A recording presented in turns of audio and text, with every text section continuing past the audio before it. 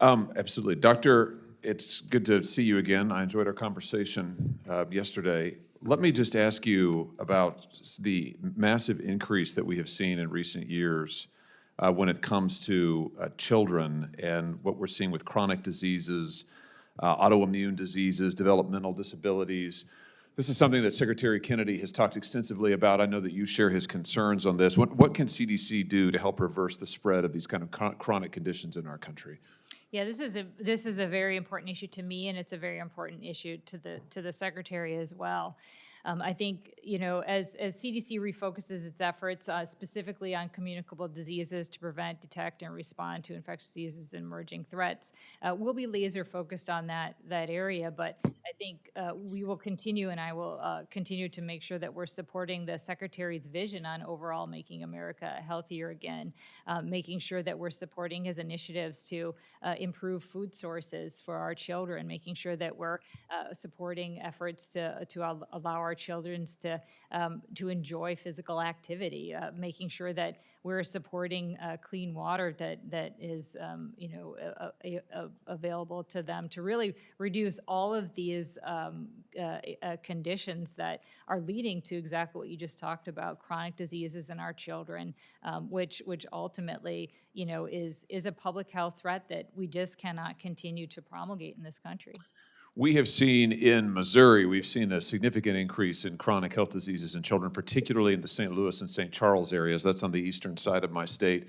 One of the reasons for this is the presence of nuclear radiation and nuclear toxins in our soil, in our air, and in our water. Are you familiar with the Westlake Landfill Superfund site in Bridgeton, Missouri? Do you know what I'm talking about? I'm not familiar, but this is something that, again, these are very important issues to me, and I'm happy to work with you if I'm confirmed as CDC. This Superfund site dates back to the Manhattan-era uranium enrichment project. St. Louis was a uranium enrichment site during the Manhattan Project, of which we're very proud. But after the uranium enrichment was shut down, the federal government did not dispose of the nuclear waste. What they did instead is they dumped it into a public landfill. They allowed it to sit out in barrels that were exposed to the elements for years. So it was dumped into a landfill from which it ran into the groundwater. It sat out in barrels in another site for years, from which it then seeped into a nearby stream where there's now suburbs built. They started building in the 1950s. People have lived there ever since. And if you look at a heat map for childhood diseases linked to nuclear toxins, to breast cancer rates and other forms of cancer, particularly in women, we have some of the highest rates in the nation right there, right around this area. And I'm asking you because, as CDC director, you've got jurisdiction over the Agency for Toxic Substances and Disease Registry.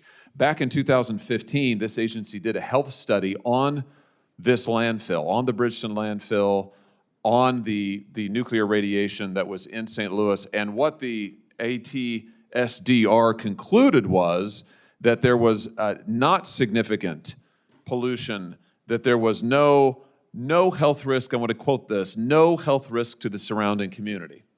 Now, since that time, we have learned that, in fact, the ATSDR report relied on faulty data, it relied on faulty methods, and there have been multiple subsequent reports, including those done by the government and the Army Corps of Engineers, that have showed that there is, in fact, extensive contamination. And as we speak right now, the Army Corps of Engineers is moving people out of their homes in the St. Louis area, those who live adjacent to this creek where the toxins are. They're moving them out of their homes because of existing, continuing nuclear radiation in their homes, in their yards. We've had schools that have been closed because of the presence of nuclear toxins in the air, in the dust, in the soil.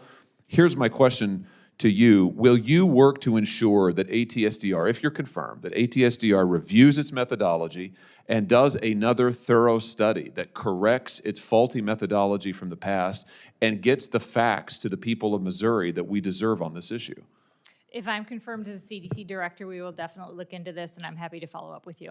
Good. I'll just point out that it's so significant, it's so bad, ATSDR study, that the Reuters news agency did an entire report that we will make sure that you see, detailing the faulty data and, frankly, haphazard process that ATSDR used to issue this report that has been relied on, I might add, by corporate bad actors and other polluters to say, oh, see, there's nothing wrong, even as other agencies of the government are telling people, no, you have to leave your home.